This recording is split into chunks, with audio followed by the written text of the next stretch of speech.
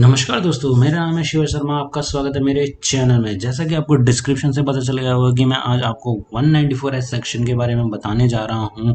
N94 section से related सारी query बताने जा रहा हूं और 1 जुलाई को कुछ अमेंडमेंट भी आए सेक्शन के ऊपर, वो भी मैं आपको बताने जा रहा हूँ। जैसे कि 194 सेक्शन विड्रॉल, कैश विड्रॉल के ऊपर एप्लीकेबल होता है, जो कि कोई इंडिविजुअल, HUF कंपनी, पार्टनरशिप, चाहे लिमिटेड पार्टनरशिप हो, लोकल अथॉरिटी, AOP, BOY, मतलब कोई भी विड्रॉ करेगा यानी बैंक, कोऑपरेटिव बैंक या पोस्ट ऑफिस से, तो वो TDS काट लेंगे। कौन? बैंक होगा डिडक्टर और ये इंडिविजुअल HUF क्या होंगे? डिडक्टी। और TDS कितना % TDS काटेंगे ये देख लेते हैं। TDS काटने के लिए यहाँ पे अमेंडमेंट ला गया 17/2020 को, जो कि ITR किसने फाइल करी है और तीन साल पहले ITR किसने फाइल करी है और किसी ने फाइल नहीं करी, वो दोनों के ऊपर अलग अलग रेट है। जैसे कि फाइल ITR करी आपने 3 साल से कंटिन्यूसली फाइल करते हो आ रहे हो, तो 20 लाख और 1 करोड़ तक कोई TDS नहीं है, लेकिन 1 करोड़ से ऊपर होगी तो 2% TDS कटेगा। अब मान लीजिए कि आपने कोई आप इनकम टैक्स रिटर्न फाइल ही नहीं करते, पर आपने 20 लाख से ज़्यादा या 1 करोड़ से कम विड्रॉ किया है, तो 2% TDS कर लिया। मतलब 25 लाख आपने विड्रॉ किया है तो उसके ऊपर 2% TDS एप्लीकेबल हो जाएगा। और एक्सीड 1 करोड़ करेंगे तो 5%, जो कि आप ITR फाइल करोगे उसके केस में हो जाएंगे 2%।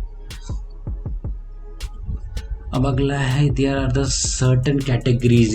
ये ऐसे कैटेगरीज हैं जिसके ऊपर ये सेक्शन एप्लीकेबल होगा ही नहीं। गवर्नमेंट बॉडी, कोई भी गवर्नमेंट बॉडी होगी उसके ऊपर एप्लीकेबल नहीं होगा। एनी बैंक, किसी बैंक के ऊपर एप्लीकेबल है। बैंक सिर्फ काट सकता है, बैंक के ऊपर ये सेक्शन एप्लीकेबल नहीं है। और कोई भी बिजनेस जो बैंकिंग सेक्टर से रिलेटेड हो, चाहे कोऑपरेटिव बैंक्स हो, उसके ऊपर भी एप्लीकेबल नहीं है।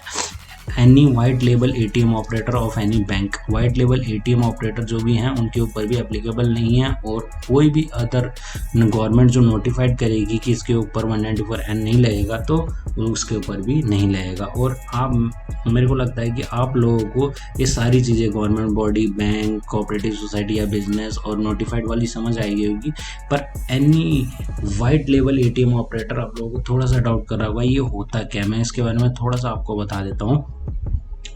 वाइट लेबल ATM होता है owned and operated by non bankers, मतलब इसको मैं फाइनेंशियल इंस्टीट्यूशन बोलें या नहीं, नॉन बैंक होते हैं जिसे बैंक नहीं बोलते, उनके ATM को वाइट लेवल ATM बोलते हैं। हमारे इंडिया में 8 टाइप्स के वाइट लेवल ATM ऑपरेटर्स हैं। ये जो कि मैंने यहाँ पे आपको डिस्क्रिप्शन में दिखा दिया है। AGS, BTI, हिताची, मुचल, रिद्धि, SRE, टाटा, ये सारी चीज़ें वाइट लेवल ATM। और मैंने आपको नीचे फ़ोटो भी दिखा दी वाइट लेवल ATM क्या होते हैं। जैसे मुथूट फाइनेंस का ये वाला ATM, आप यहाँ से पैसा विड्रॉ करोगे तो कोई आपको TDS नहीं काटना है, क्योंकि इसके ऊपर एप्लीकेबल ही नहीं।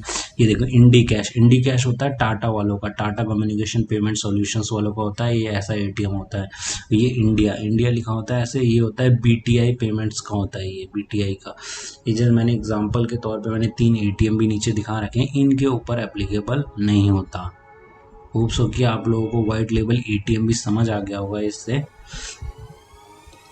उसके बाद एंड में मैंने थोड़े से इम्पोर्टेंट पॉइंट्स बना रखे हैं, जो कि आपको इस सेक्शन के रिलेटेड कोई क्वेरी ना बैठे, इसके लिए मैंने ये 4 पॉइंट बनाए हुए हैं। जैसे कि the limit applicable to individual bank, cooperative, post office, मतलब ये सारे लिमिट एप्लीकेबल होंगे इंडिविजुअल बैंक के ऊपर। जैसे कि मैंने नीचे एग्जांपल दिया है, इफ़ एनी बैंक 2 बैंक्स, आपके पास 2 बैंक्स हैं जिसमें से आप 20 लाख या 1 करोड़ ईच विड्रॉ कर सकते हैं। जैसे कि मैं आपको एग्जांपल बता देता हूँ। 2 बैंक है, आपका SBI में भी है, PNB में भी अकाउंट है। मान लीजिए आपने पिछले आप इनकम टैक्स रिटर्न फाइल ही नहीं करते। मान लीजिए आपने SBI में से 15 लाख रुपए विड्रॉ किए, PNB में से 15 लाख रुपए विड्रॉ किया, टोटल हो गया 30 लाख, पर लिमिट है 20 लाख की, उसके ऊपर TDS कटना चाहिए था। नहीं, ऐसा नहीं है, वो इंडिविजुअल बैंक के ऊपर एप्लीकेबल है। आपने 15 लाख विड्रॉ किया, वो विद इन द लिमिट है। ऊपर PNB में भी 15 लाख, वही विद इन द लिमिट है, इसके ऊपर TDS नहीं कटेगा। अलग अलग बैंक के लिए अलग अलग है, ठीक है। The section applicable to all types of accounts, को सारे टाइप्स के सेविंग, करंट, कैश, क्रेडिट हो गए। मान लीजिए आपका SBI में सेविंग अकाउंट भी है, करंट अकाउंट भी है, कैश क्रेडिट भी है, ओवरड्राफ्ट भी है। आपने चारों को एग्रीगेट करते हुए आपने 40 लाख का विड्रॉ किया है, पर आपकी लिमिट है 20 लाख की, तो उसके ऊपर TDS कटेगा एक ही अकाउंट का। मतलब SBI का अलग अलग ब्रांच से विड्रॉ करोगे तो उसको एग्रीगेट करेगी। मतलब ये नहीं कि अलग अलग ब्रांच की लिमिट है, अलग अलग ब्रांच की लिमिट नहीं, अलग अलग बैंक की लिमिट है ये, ठीक है। और थर्ड पॉइंट है TDS shall be deducted on amount exceeding 20 lakh, मतलब अमाउंट एक्सीड होगा। जैसे मैंने नीचे एग्जांपल दिया हुआ है 25 लाख रुपीज़, जैसे इनकम टैक्स रिटर्न फाइल नहीं करते थे पर आपने विड्रॉ किया 25 लाख रुपीज़, वो लिमिट से ज़्यादा हो गया, जितना ज़्यादा होगा उसके ऊपर TDS कटेगा। TDS shall be deducted on 5 lakh rupees not total amount 20 lakh, मतलब जितना एक्सीड होगा उतना। जैसे 1 करोड़ की लिमिट है, आपने 1.5 करोड़ किया है तो 50 लाख के ऊपर TDS कटेगा। The amount deducted as TDS shall be refunded, मतलब आप इनकम टैक्स रिटर्न फाइल करोगे तो आप उसके रिफंड मंगा सकते हो। आपकी टैक्स बनता है तो उसके टैक्स के अगेंस्ट को सेटअप भी कर सकते हो। ये 4 पॉइंट थे। होप सो आप लोगों को 194(n) सेक्शन पूरी तरह समझ में आ गया होगा इस वीडियो के माध्यम से। और कोई भी आपको क्वेरी होती है तो आप कमेंट पे ज़रूर बताना। और यार मेरी वीडियो आपको अच्छी लगी होगी तो ज़रूर यार सब्सक्राइब कर देना। Thank you so much.